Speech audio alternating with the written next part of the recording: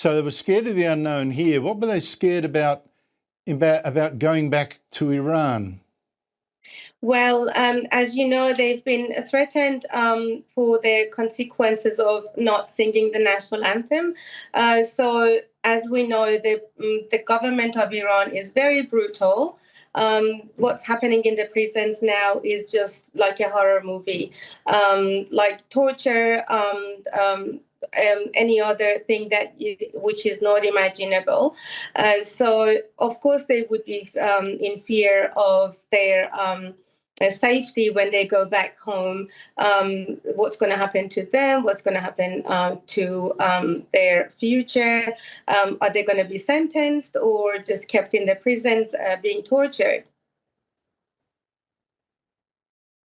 And of course, one of their teammates was shot dead in the protests in January. Now, there are reports that there are two other players that did not leave their hotel. Another player that we saw being dragged into the bus reportedly rang her parents back home, who pleaded with her to get on the plane. I don't know about that. I just hear that reported. Do you know anything about all that? No, I wasn't there today. But I'm guessing what can be happening actually. They are not free to make the decisions for themselves. They are forced to leave. They are actually under really strict restrictions with the government officials of Iran who are minding them all the time.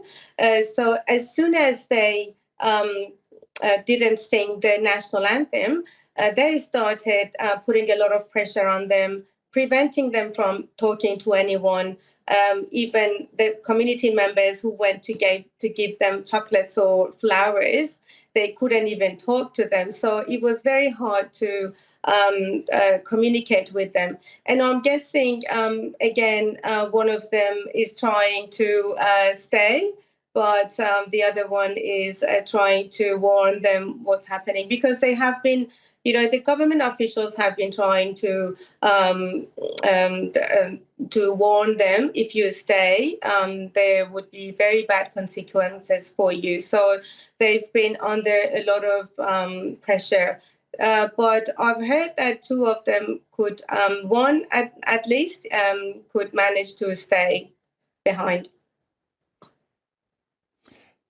Now, the 5 women that you talked to last night, what sort of state were they in? Were they worried about repercussions to their families back in Iran? Well, it's really hard to describe what sort of feelings they had. First of all, they had to make a decision for their lives. They came here just to play.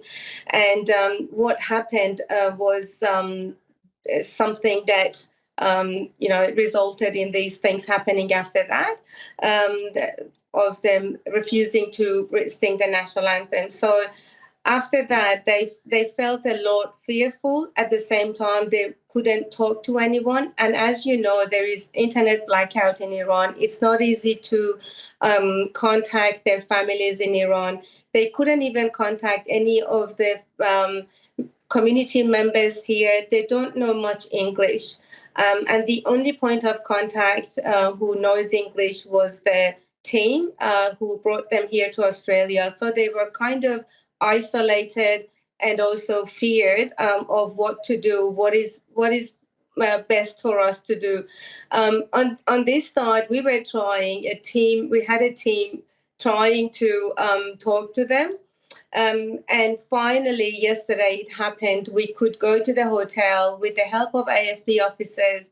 We could talk to these 5 girls to tell them, we know that you are very concerned about your family members back home, but if you go back home, there would be more consequences for you to face.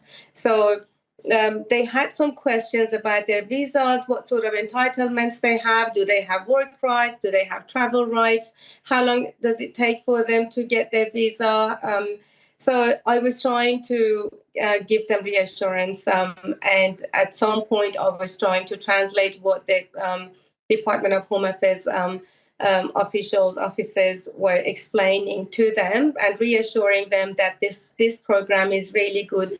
The Department of Home Affairs is very supportive of you. The government is very supportive. They are going to finalize your visa maybe sometime tonight, and then after that, very quickly, maybe in a matter of weeks or months, you might be able to get your permanent residency as well. Naghmeh Danai, you've done a great job. We're very pleased to have these girls stay, given the danger they face. Thank you so much indeed for your time.